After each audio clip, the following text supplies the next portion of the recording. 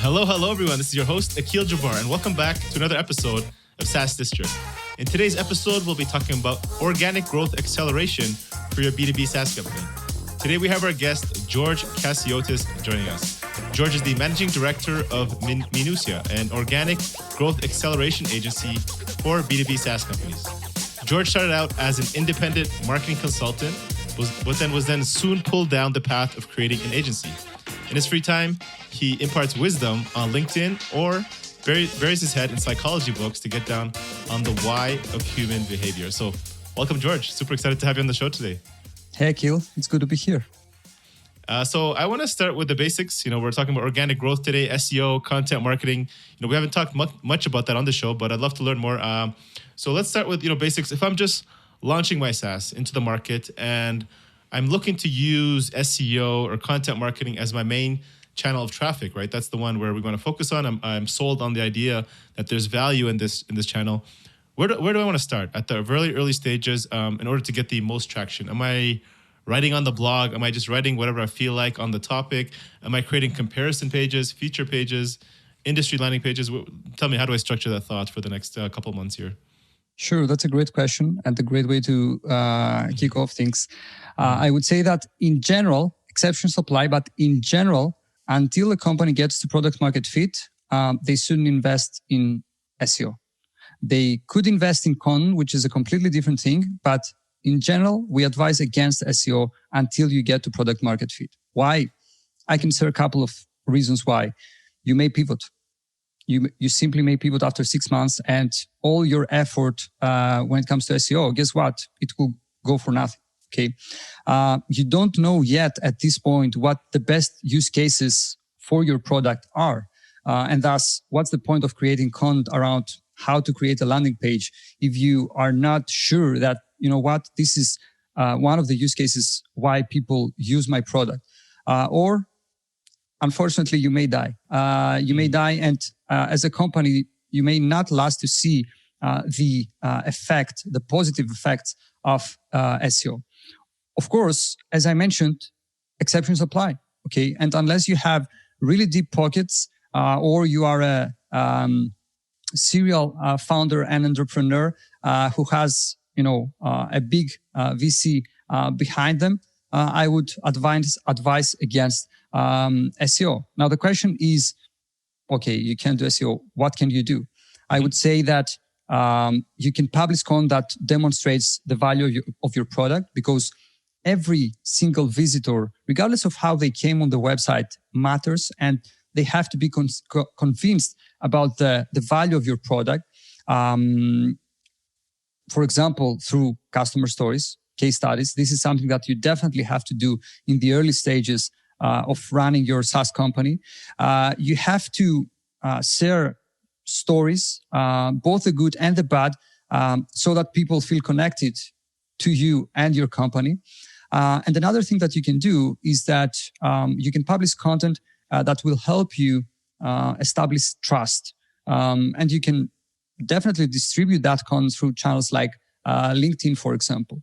And here, when we say content that can help you establish trust, we are thinking about thought leadership content, for example, opinion-based content or controversial content or studies, okay? These are all things that you can do in the very early stages because, quite frankly, they do not require a long-term investment that, unfortunately, you may not be able to see paying out. Interesting. So you're not even tackling top of the funnel, because your top of the funnel, your brand, your message of what you offer is changing. You're just working on case studies, the deliverables of what you've done, use cases, those kind of pieces of content, and then you're distributing opinions on social or even podcasts like this, right? Yeah, and I would say you mentioned comparison pages and alternative pages, which unfortunately it's a completely different topic. It's a topic on its own, and unfortunately, like many other things, it has been widely abused by the B2B SaaS industry. but let's ask ourselves, how can you compare yourself, or how can you present yourself as a viable alternative to an established business? You can't. At this point, you simply can't. Until you get to product market fit, you should focus on other things content-wise, and don't worry so much about SEO. Would you say content in general? Would you also say, part of link building? Like, what would going out and building your authority in a space and getting a bunch of links, and would that be helpful at the early stages, or no? I would say I would separate the two. Like, link building is an activity, for me at least, works as an amplifier. Okay, I have something that I want to amplify. For example, I have a feature page that is important to me, and I want to try to get as much visibility and as many clicks for this feature page. Okay, you have to build some links from relevant websites, and so on and so forth. But guest posting and publishing a post on an industry publication, I would say, is a completely different thing. And you may do that in the context of trying to build authority or awareness. So I would say that I would separate the two activities, and I would say that everything that's focused on raising awareness, demonstrating the value of your product, demonstrating your expertise, and the expertise of your early team is definitely in the right direction. But I wouldn't stress over, link building or anything like that, because at the moment, at this point, like, we shouldn't be interested in that. Okay, we shouldn't be interested in amplifying anything organic-wise, because once again, and especially link building, it's not a cheap activity. You may do it, and you may not last to see the results. Makes sense. So, I mean, that's early stage when you're just starting out. Now, let's say you do have product market fit, or your later stage company, like you guys work with, 10 million ARR companies or even bigger, right? Publicly traded companies or VC-backed SaaS companies. What are you guys doing? What's your strategy? Do you guys focus on at that point? Now you're like, all right, I've got product market fit. I really want to use this channel, organic growth. I would say that, things change, and obviously where you are at a later stage, the things that are, interesting, the things that you should be invested in, and that, the activities that you should invest time and resources in are completely different. At that stage, I think, and we have seen from our experience working with such companies, that it's all about accelerating things. And in later stages, it's all about scalability. Okay, so what are the activities and what are the things that we should be doing in that stage? I would say that you should care about increasing your brand value. Okay, because let's face it, even if you do a tremendous job when it comes to organic search and getting organic visibility, going one keyword after another, there is one thing that you cannot beat. And unfortunately, there are not so many studies out there around that. Let's say that you are in a category like email marketing, and you are competing with MailChimp, and you are doing a tremendous job organic-wise. Okay, chances are MailChimp is going to get the click. Why? Because it's MailChimp. Okay, so at this point, I would say that one of the first things that you should do is try to increase the brand value. Try to increase the understanding that people in the industry have about your brand, what you do, how you differentiate, and so on and so forth, which is not the traditional way companies think about SEO. They just think, okay, what are the keywords? Let's, launch some feature pages. Let's do some comparison and alternative guides. And, that's it. Let's call it a day. But your starting point is increasing your brand value. Then something that's extremely important, you have to make sure that you close what we call the topical authority gap. In order for you to be able to rank for the terms that are, the most interesting to you and the most important to your brand, you have to build what we call topical authority. Okay, and at this stage, you have the resources, you have probably the knowledge, you have everything that you need in order to start closing the gap that you and your competitors have. Okay, so this is the second thing. The third thing is you have to try to close the information gap, meaning you don't have to just go on and start using an SEO keyword data provider such as Ahrefs. Full disclaimer, Ahrefs is the sponsor of our podcast, but I would mention it as an example either way. and try to see, what are the keywords that I'm missing. It's not so much about keywords as it is about information. What is the information that your website is missing compared to your competitors or compared to search competitors, in the sense of websites that you are competing with, either you like it or not, on the SERPs. Okay, and last but not least, I would say that you have to diversify your organic traffic sources. What does that mean? That we have seen in some cases companies in that stage that we are talking about, the majority of their traffic and the majority of their leads, let's say, if leads is what they are interested in, comes from just one article. Okay. This is not good, because guess what? If you lose the rankings for this article, reports at the end of the month are not going to look good. Okay, so you have to diversify that and diversify the risk, I would say, of relying on just one article. Now, if we're talking about later stages, and if we're talking about, we want to scale things up and we want to accelerate and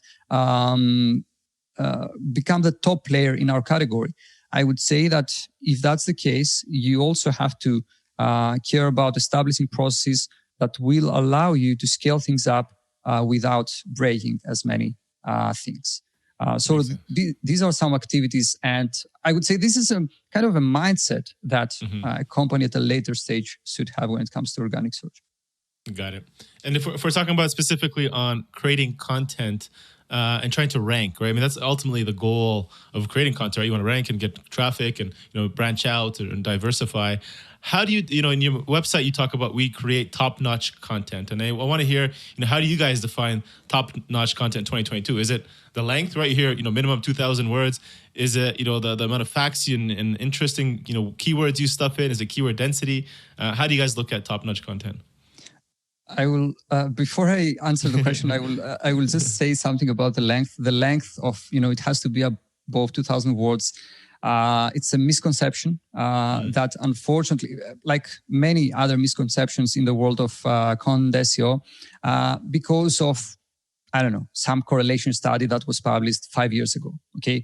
And SEO professionals took that, and we can see it in editorial guidelines from very serious companies. The content has to be above 2,000 words. No, it doesn't. If the answer can be given in 500 words or even less, that's totally fine. Okay. So that's a side note. But to answer your question, what we should do, first of all, you should give the answer to the searcher's query. In other words, you have to satisfy the search intent. As simple as that. You have to give them what brought them to your website in the first place. This is the first thing. Second, which is not something that most websites do, especially when it comes to SaaS, which is we all can agree moving towards commoditization. You have to do it in a way that's unique and stands out from the rest of the results that are out there. Okay, because unfortunately, what you see is that you see search engine results pages for terms that are related to B2B software companies that look, like every other result out there. And this sea of, sameness, I would say, this homogeneity is not something that, if I'm going to do a page like every other page, I'm going to get the results that I crave for and I expect and I want. No, you have to do it in a unique way.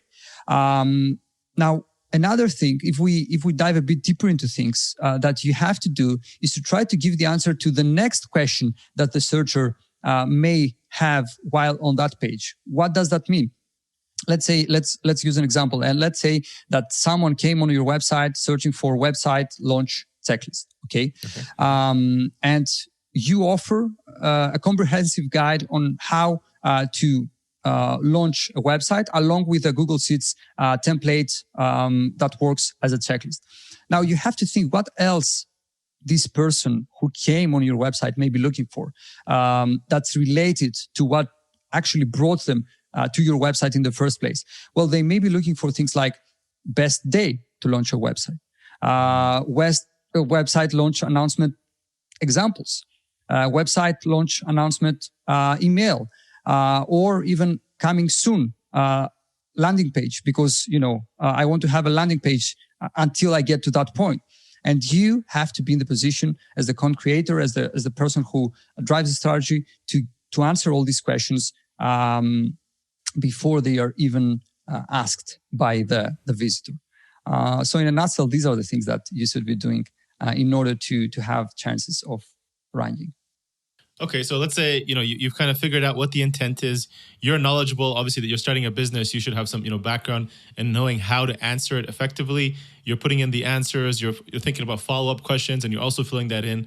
But then your job, as an SEO, you have another part of this, which is the technical side. And so let's talk a little bit about that. So, John Mueller, he's the webmaster trend analyst at Google. They have the secret of what kind of helps rank, the different factors that help rank on Google. The algorithm is always changing, right? We see that every few months they're releasing updates. So beyond the content, what are some of the most common ranking factors that are, we should be thinking about, or proven to work, and we should be aware of if we're starting to publish this content? I would say that in general, and we all know that Google is very secretive and protective with what drives rankings. They are giving some hints now and there, here and there, but for the most part, I would say that we are entering the sphere of assumptions now, and we just try to understand and to assume that this is a ranking factor. Now, based on our experience, I would say that things like topical authority that I mentioned earlier, it's extremely important, and we have seen it affect not only the rankings, the initial rankings that a page can have, but also how fast it can have those rankings. Okay, search intent that I mentioned previously, it's extremely important as a ranking factor. Let's say user experience, which I'm really I really wonder how it goes, so unnoticed in many cases. User experience is a huge driver when it comes to rankings, and I think that as other ranking factors become more saturated, let's say, and more websites and brands are competing for the same factors, user experience will be one of the things that you can still compete for in a less crowded space. What else? Definitely content depth on a page level, content breadth, both on a page level and on a domain website level. And last but not least, either we like it or not, backlinks. They still matter. And, I'm not sure when and if this is going to stop ever, or whether or not they are going to become less important in the future. But backlinks matter. One thing that also matters, that's kind of related to backlinks, that also goes unnoticed, is mentions, brand mentions, even if they are, even if they don't include a link. So for example, if your product is often mentioned in lists with the best product for this category, the best products for this category, or on a, even on a sentence, on a passage level, you are mentioned as, one of the best solutions for that category. I think that this matters. And as the time passes and Google gets a better understanding and sense of words, I think that it will matter increasingly, and it will have a significant value moving forward. And even if that link is a no follow versus follow, do you see a big value difference in how you value that link? Now, obviously, and this is obviously a debate, I guess, among many SEO professionals. But I would say that we can all understand that do follow links have, some value, since we suppose that they pass on what's called link equity. Of course, we can't be sure about anything, because we can't be sure really how Google values the unfollow the no follow, links. But I would say that, and this is a completely different discussion, but we are so obsessed about, getting the link, the do follow link. And we forget in many cases the importance of what's increasingly, important nowadays, which is digital PR, which kind of touches upon what I mentioned earlier, mentions and trying to, and I will give you an example here. We are an agency that helps B2B software companies. Okay, on our homepage, we never we don't have even one mention of the term SaaS SEO agency. Okay, not even one. But because we have some backlinks and because we run a podcast that's called the SaaS SEO Show, well, guess what? We get visibility for such terms. We are not on page one because we haven't done something actively about it, but we have visibility for it. Rest assured that Google can make the associations as to what your website is all about. You just have to help it. And backlinks, they are not the only way to help Google make these associations. Yeah. I mean, that was maybe years ago, right? I think 15, 20 years ago, you could just throw a bunch of links and things would rank, right? I mean, things have obviously changed with their algorithm. So let's talk hypothetical, right? If I have let's say somebody listening in says, I have a very limited budget, but I do want to do SEO and I only want to focus on one area, right? Rather than, I can create content and build a content team and, do keyword research and focus down that route. Or I can focus on link building. And let's say I want to focus on this for the next 2 quarters, so let's say next 6 months. Where would you suggest maybe investing that for the best ROI and why? That's a very good question. But I would say that the answer heavily depends on what the budget is. Let's take 2 hypothetical scenarios. In the first scenario, you have, sorry? I say, okay, yeah, let's do it. Let's take scenarios. Yeah. So in the first scenario, we have a budget of, 5K, which in some cases, for some people, it may be, this is what I have. If you have a budget of 5K for the next 6 months, and also let's add in this scenario another factor that this is your last money, I would advise against SEO. Just, don't do it. Invest this money in another channel, maybe a channel that offers instant gratification, such as PPC, for example. Okay.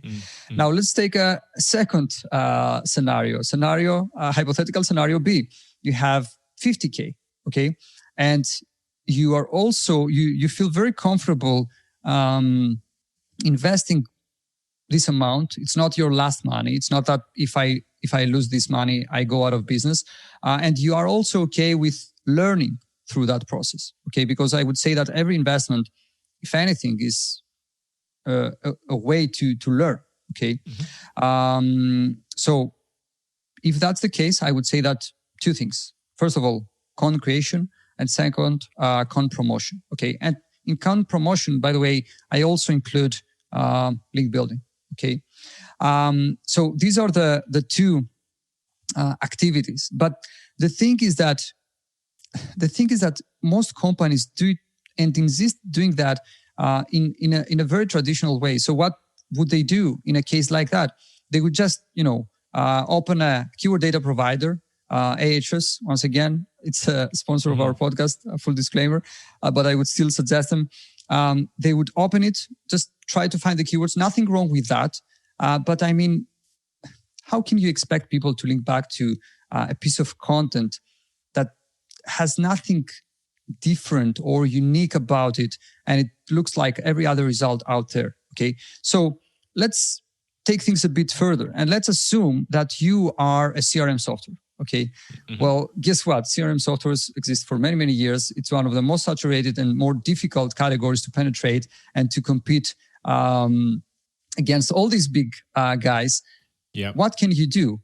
I guess that most founders would say, this quarters or for the next 2 quarters, we have to try to get visibility for the term CRM software. We are going to launch a feature page about it, and we are going to invest heavily in our efforts. It's never going to happen. Also, for reasons that we explained earlier, such as brand value and brand recognition, which rest assured plays a role. What you can do though, since you are going to invest in this process either way, is approach things a bit more creatively. For example, instead of just trying to go after keywords, you could take a more creative approach and, for example, create a piece of content that's a survey, let's say. Okay, you survey business owners who actively use CRM software for their business, and you launch a piece of content that, let's say, in this hypothetical scenario, its title is 1,500 business owners share their thoughts on CRM software. And it doesn't look good, okay? Now, this is something that could be amplified online, on social media, for example. People, because it has data, could mention it, refer to it, and link back to it. And you could have potentially better chances of ultimately further down the line, way down the line, getting visibility for CRM software, which is the ultimate goal. But once again, most companies choose to not take this creative approach because they think it's more difficult. Well, it's not more difficult. It's just different. And I would say that, if anything, at least as I see it, it's more difficult to go the path that every other company takes. Yeah, it sounds like you need to be a little bit more creative and willing to try different strategies rather than copying what's already working from the big guys, right? I think that's another problem, right? Like we see is that people use copycat or spin-off content from some competitors, right? So they'll go to like HubSpot and they'll spin one of these articles that are probably ranking. Why should we try to avoid that? One is like, because then you're just going to look like the same as everybody else. But second, what are some other problems if you go down that route?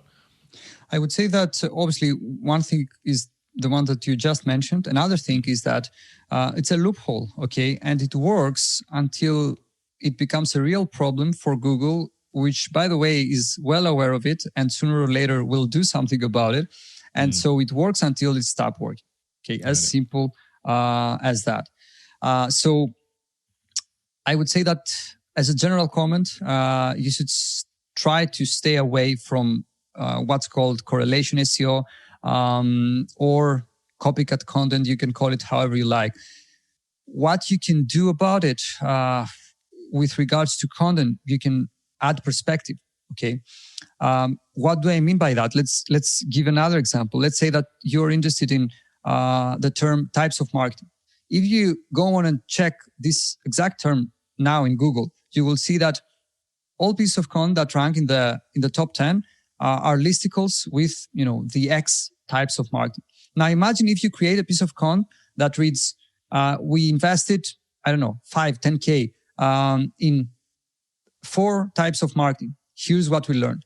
Now, as a search engine user, I don't know about you, but this is the result I would click, because I would like to know what these guys learned, and regardless of the amount, it could be 2K, it could be, I don't know, whatever.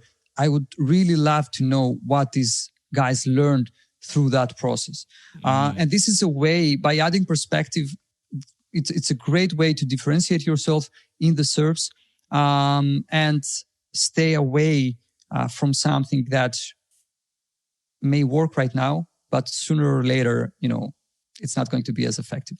Makes sense. Yeah, that makes complete sense. And I love that approach. So we talked a little bit about tools. You mentioned Ahrefs. I'm a big fan of it as well. So no issue there. I do recommend it. Is there any other favorite tools that you suggest to help make your life easier, from keyword research, keyword tracking, up until like managing the entire SEO campaign? Sure. So when it comes to let's categorize them. Let's say keyword research, content creation, and performance monitoring, and even content promotion. So for keyword research, I would say Ahrefs. It has very, very good keyword data. Surfer SEO, especially for their content planner feature. SparkToro, which is a tool that we have started using like a few months ago to get a better understanding of our audience and try to better make the associations between our audience and where these people, what are the sources of information, what are the influencers, and so on and so forth for our audience. A great tool, and as they update their database, data become better and better. So definitely recommend that. But I would take a step back because unfortunately, when it comes to keyword research specifically, the process starts without using like your biggest asset. You don't really need to start using an SEO software like Ahrefs. What you have to do is take a step back and start talking to your customers. There's no, this is the ultimate source of truth. These are the people who are going to tell you, these are the things that I'm looking for. These are the exact terms that I'm using when I'm looking for such a solution. These are the competitors I'm, comparing you against. And, these are the tools that I used to use before I switched over to your solution. So I would say that you definitely have to add customer interviews as part of your keyword research process and understanding not of keywords, but how the journey works from start to finish. And here, Zoom definitely, Grain, which is a tool that can help you auto transcribe your Zoom recordings. Typeform if you want to run customer service, definitely. And if you want to take things to an even deeper level, I would argue, and if you are an established business, I would say that you can analyze your reviews on websites like G2 and Capterra or GitHub using a tool like MonkeyLearn in order to identify patterns when it comes to, what are the themes when it comes to why people are using your product, what are the main problems, what are the things that they highlight in the reviews, and so on and so forth. When it comes to content creation, Asana is the best for project management. Google Docs can do the work when it comes to creating the content, actually. We use Slide as our knowledge base because especially if you want to scale things up, you need to make sure that either your writers, in-house writers, or the agencies or freelancers that are working with you have a knowledge base where they can refer to at all times to see how the process works. Okay. ClearScope for content optimization, Grammarly for plagiarism check, and so on. And then we use internally Mockflow for mocking things up for our designers, and Loom for providing even more detailed briefs to our content writers. When it comes to performance monitoring, even though I'm not a big fan of performance monitoring, I don't stress over rankings, but I would say that, Ahrefs can do the job, and ClearScope, they recently launched a new feature that allows you to monitor performance on a page level. That can work really well as well.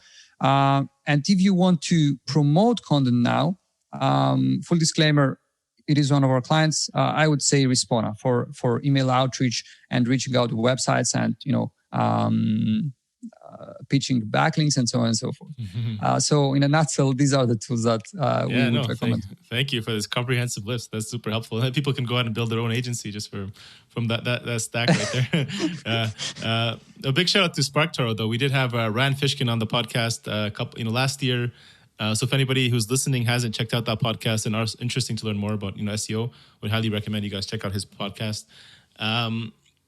So final question for you, George, in terms of on the SEO side when it comes to content, before we get into the more rapid fire personal questions. One question and debate that people often have when they're creating content is like volume versus quality. What's your take on writing high volume of pages, articles, and just getting a bunch of content and hoping one sticks, and then you go back and start optimizing for those pages that are doing well and the ones that aren't, versus focusing on just shooting a few really high quality, long form articles as part of your strategy. And then from there, what is the right amount of content we should be planning? Is it, one massive guide per month, or are you doing like 10, pieces per week, for example? That's a very good question. And I would argue that in general, when it comes to getting results from organic search, publishing frequency or publishing velocity, you can, hear people calling it both ways, is definitely important. It matters. Okay, we have seen that, yes, especially when we're talking about a website that is new, blank canvas, it definitely matters, because you need to have a lot of content in order to perform. But I think that we shouldn't get into the comparison. It's not a fight against volume against quality. I would say that it's not one or the other. If anything, a successful content SEO strategy needs to have a combination of volume and quantity content. And also, as I mentioned previously, I think that there is a misconception about content length. As many professionals, even until this day, seem to correlate length with quality, which it's simply not true. As I mentioned previously, in some cases, the answer to a particular question or query could be given in less than 500 words, while in others, you just, you have to go a bit deeper than that. You may have to create a 5,000 word guide. Okay. So in general, quality is totally subjective and query specific. Now, the question as I see it is, how can we maintain that and produce good content at scale? Because eventually, especially for most companies in the growth and scale phase, this is where everything ends up to. So to answer that, we have seen that some things and elements that help companies in this stage when it comes to maintaining quality at scale, quarterly or biannually planning. Obviously, there will be ad hoc topics, but you have to plan ahead. It's extremely important. You have to have extremely tight processes around con briefing. Okay, so, and obviously, this will allow you to have a more junior person who will write the con. Okay, extremely tight processes around con briefing.